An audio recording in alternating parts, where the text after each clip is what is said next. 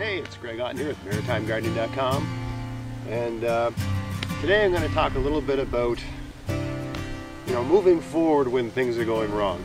Here in the Maritimes, this past week we had 2 nights of intense frost. I would estimate it probably got down to about -3 here, and a lot of plants were damaged, and it was a major setback. I mean, my garden was doing really well, and I was set for a great year, and everything was on schedule, and I was on top of everything, just right on top of the whole thing. Everything was going kickety-boo. And there was the odd setback, as there always is, but everything was going fine. And then wham, I had this night of intense frost, killed all my tomatoes, killed eggplant, killed my grapes, killed this, killed that. And even the really tough hardy things like Swiss chard and beets, and even some of my kale, really beaten badly. And so now I've got a ridiculous amount of work to do to make up for all of it. I mean, I still had some things like you got things you have to plant on a bit of a schedule. All the things I hadn't done, of course, still need to be done, but now all the things I had done have to be done as well.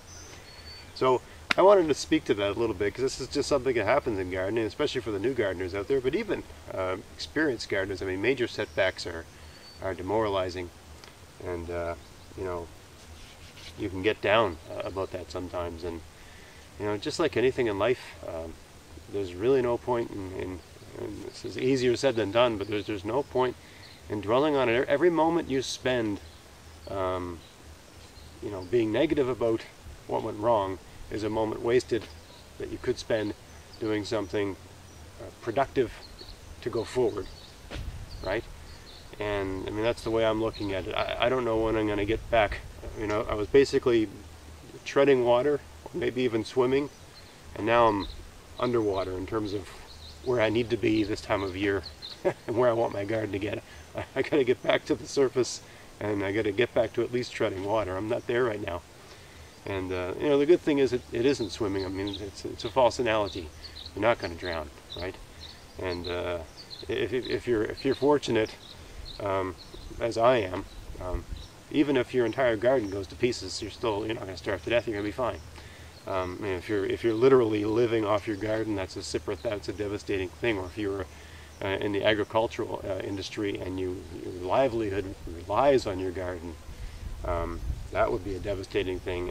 Certainly in this part of the world, the vineyards, the wine industry, apples, berries, a lot of these different agricultural industries, really, I mean, people lost their shirts this week, just in 1 week.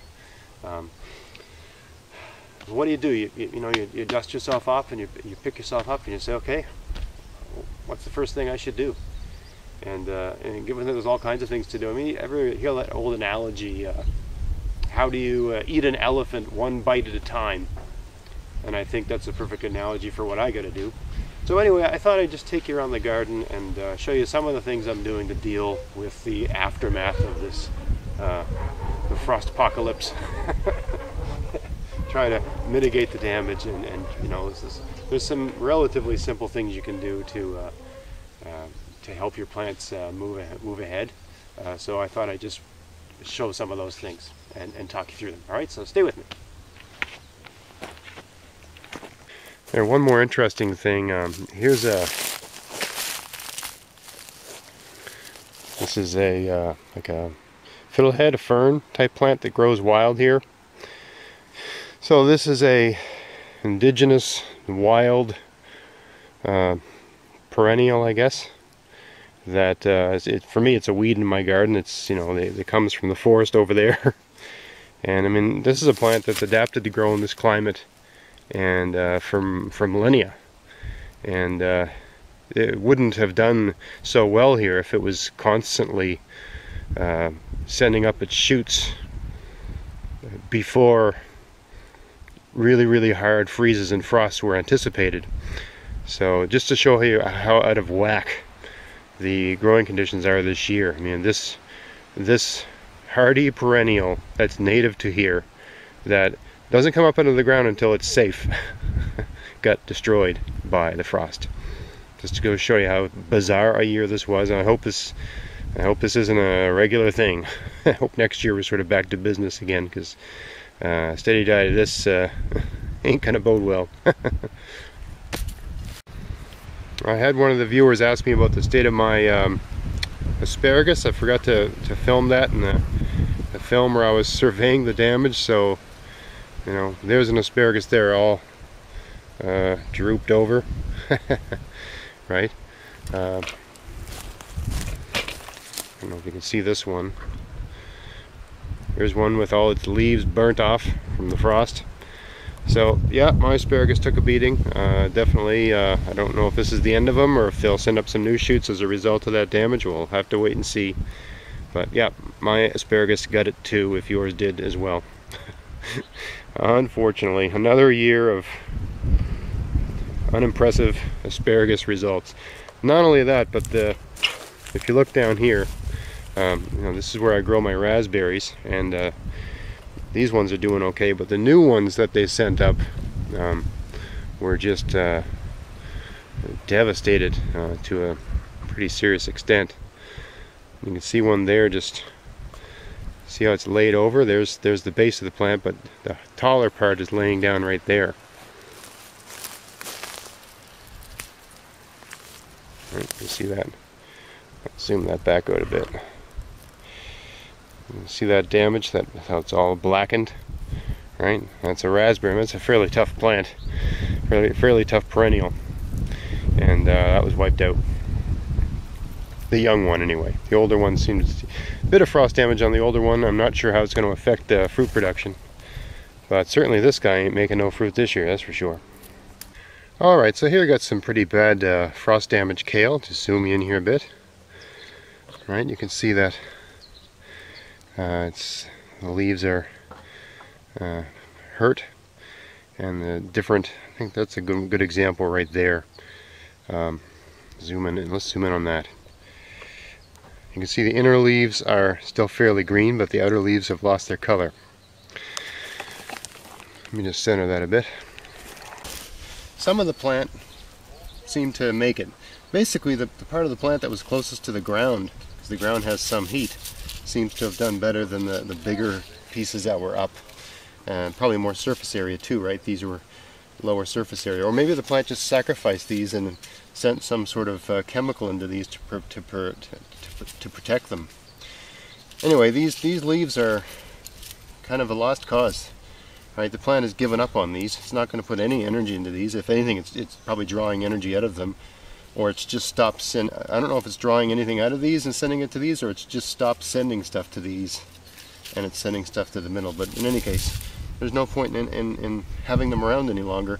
And these are just slug food, right? These are just going to feed the pests you don't want in your garden. So these are going to feed things that eat kale. So you know, snap them off. You can use scissors or a knife, or I just find if you sort of turn them sideways and pinch them off, seems to work okay. They're a lost cause, and this plant should recover. Even that one, I'm going to take it off because tips were damaged. Now this one here, the end's damaged, but still got a lot of good green, so I'm going to leave it just because you can't take everything. Even this one's wrecked. My goodness. Alright, so that's the part I'm going to leave. Still a bit of green.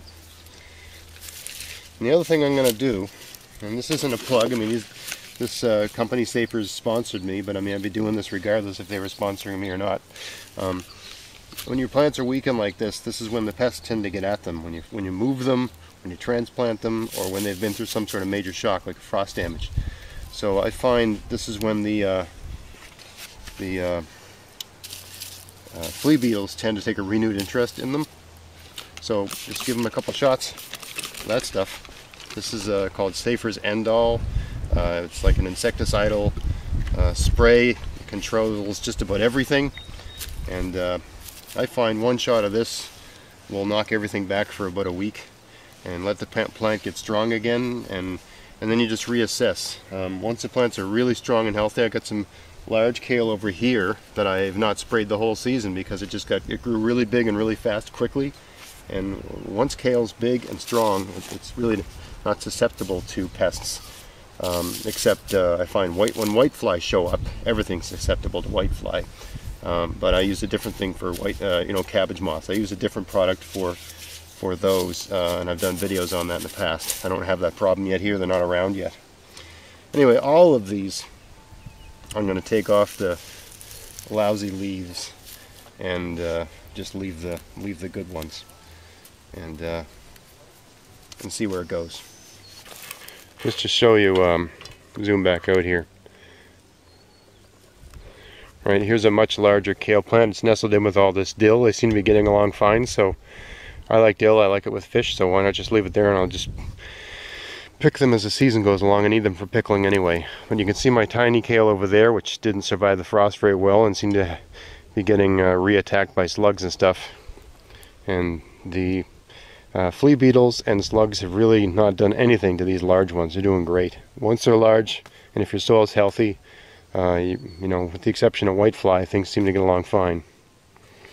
Now here's another example of a kale plant that got some damaged leaves, and I'm just going to zoom in really close so you can see. Right, that's the frost damage, that whiteness there. Right, and if you look up over here,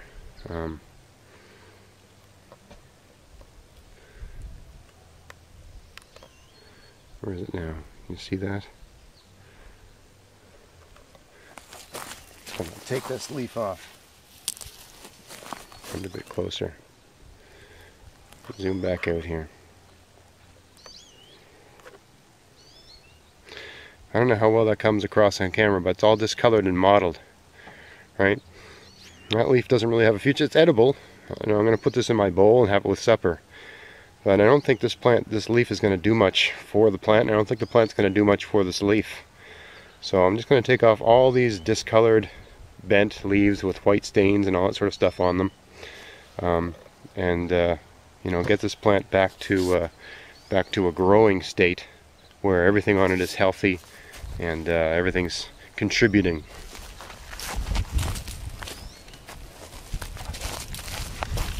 All right, so this leaf and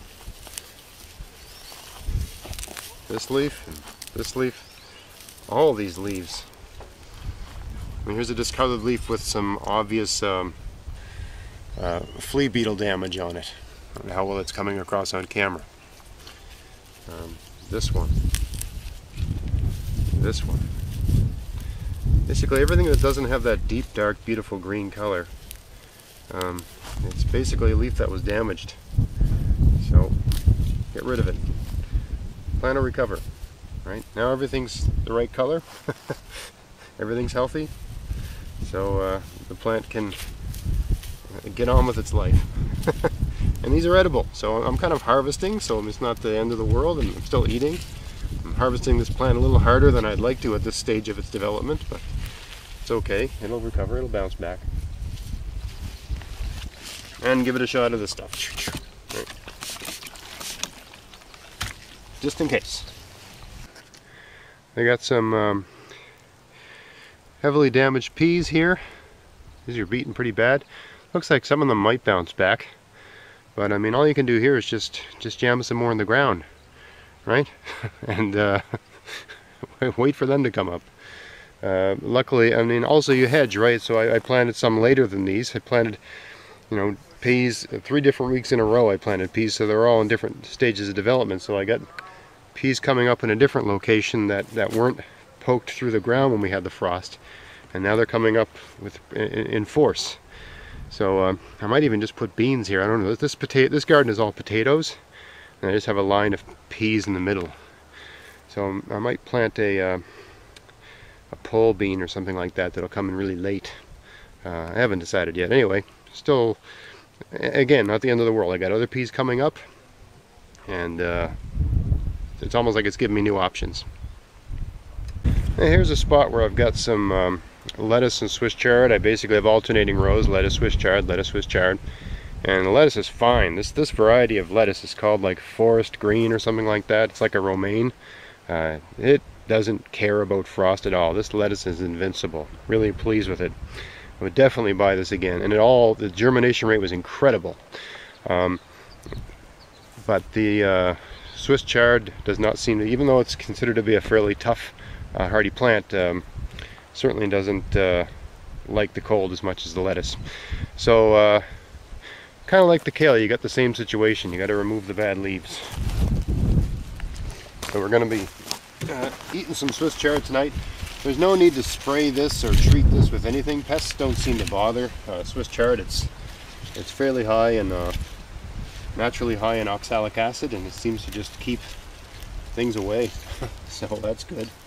And I don't like it raw. I like it cooked, probably because of the oxalic acid content. Anyway, we just pick off the damaged leaves. I got two growing side by side here now. And just pick away the damage. And the plant should recover. It's got a fairly well-developed root base. Alright, so it should be alright. Anyway, this plant, you can just tell by the look of it, it doesn't look the way it's supposed to look. It looks unhealthy. It looks very unhappy.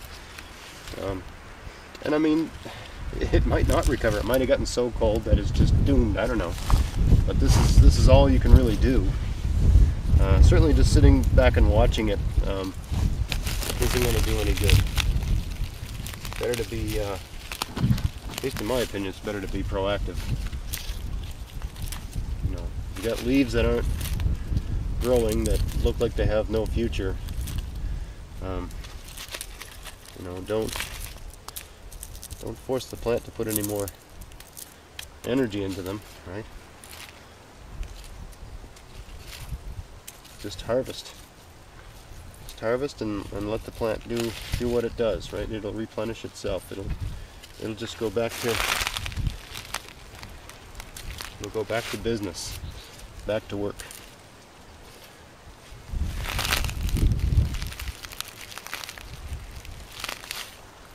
I don't know, I'm taking a lot off this plant, but I think it'll recover. There's nothing else you can do, right, other than that. Right, strip it down and cross your fingers. I can't do this all in one day, but right, this is just one more thing you do. And since I'm gathering food to cook supper anyway right now, so why not, you know, make that a dual purpose activity from, you know, getting something to eat, but I'm also managing a situation. To put it lightly. Right. You get some more mulch on there too. This is certainly the mulch is retreated. And again, more evidence that mature plants handle frost better. There was a row right there of seedlings, and I don't think they're coming back. I have to replant that. They're all devastated. But that happens. Maybe I'll put some lettuce there. I think that'll probably work out well anyway, almost like a succession planting type thing. So yeah, I think that's what I'll do. And I'm going to pick off the dead leaves off of that one now. I won't bother filming that.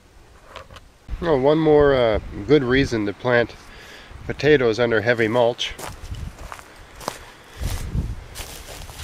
See this? This is just grass one of my neighbors put in a bag and put on the side of the street. And you can see this little mound here, and if I push this away, all the potatoes I have that are above the mulch, of course, got damaged heavily by the frost. But this shoot looks fantastic, right? Unaffected. A nice warm mulch blanket kept these just fine. And I can see them starting to poke their heads up all over the place here, and they're all doing great. So. Well, I planted these maybe, more than 3 weeks ago. They're just, you know, it's a good, I don't know, 6 inches of mulch on here, and they're just finding their way through now. So that's a case of a plant being a little bit late to the party, but you know, that's it's a party. You don't want to. You always want to be late to the frost party. So that worked out pretty good for these guys. And of course, one more good thing to do when things go wrong is to focus on positives. These parsnips are were completely unaffected by the frost. And I mean, you know, really, if you think about it, they were completely unaffected by the entire winter, because I sowed these in November. And they took an entire Canadian winter and then just came up on their own like a wild plant. this spring, and these ones that I sowed in November are bigger and stronger than all the other parsnips I have in the garden. So I think, depending on the variety, that is the way to sow parsnips. They seem to love being sowed in November. This is my first year doing it on purpose. Last year it just happened by accident and I noticed it, so I said, hey, I'm going to put that to work next year. That's part of permaculture, is just observing things and making notes of things and doing little experiments and seeing what works. And this seems to have worked great. I couldn't have had a more bizarre winter with not a lot of snow but some very cold nights, getting down to -15. I think we might have even had some -20 nights with no snow cover. So I mean, when you get really cold nights, there's no snow cover, that's not good for plants, and these seem to handle it just fine. So I mean, I'm really happy about that, and that's a good laurel to rest on. Alright, so I hope that was helpful. I hope that gave you some good ideas, and maybe inspired you to get back out there and don't give up in your garden this year.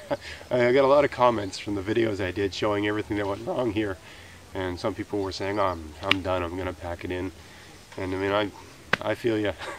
I empathize, but don't do that. Just get back out there and get at it, and do what you can, and do what you can do, and what you can't do, don't beat yourself up about it. Just do what you can, right? So thanks for watching, thanks for being with me today, and until next time, get out there, get at it, have fun in your garden. Thanks for watching.